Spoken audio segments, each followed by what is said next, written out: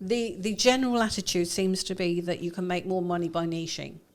While it's great to niche down, if you niche down too far, you can really struggle when things change.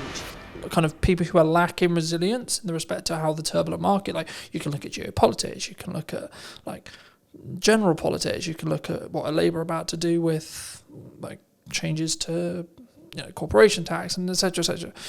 But I always look at it and go, okay, well, can I affect or change any of these things? Can I affect and change what's going on in the market and how business confidence is?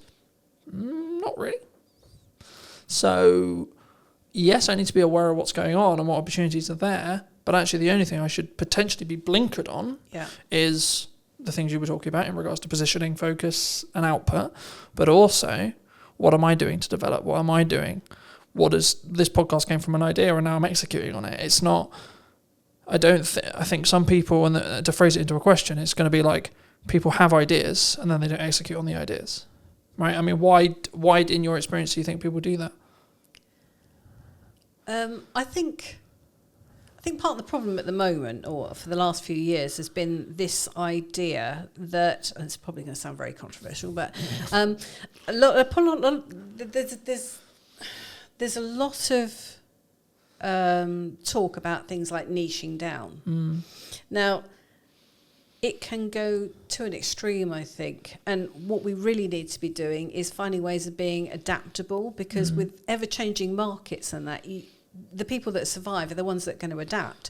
So while it's great to niche down, if you niche down too far, you can really struggle when things change. So it might be useful to say that you work in a particular industry, but if you just say that you work in that industry, that's when you're going to struggle, if that industry then suffers. Yeah.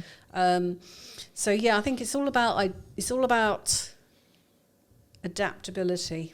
Do you think people niche because it's easier for them?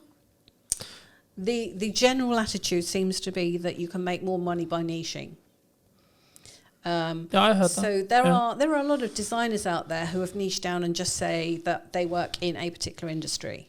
Now, I don't do that. I have worked in certain industries and I can push those if I wanted to. But for me, if I was to niche down too much, I'd be bored out of my brain, because, the same challenges come across all industries generally.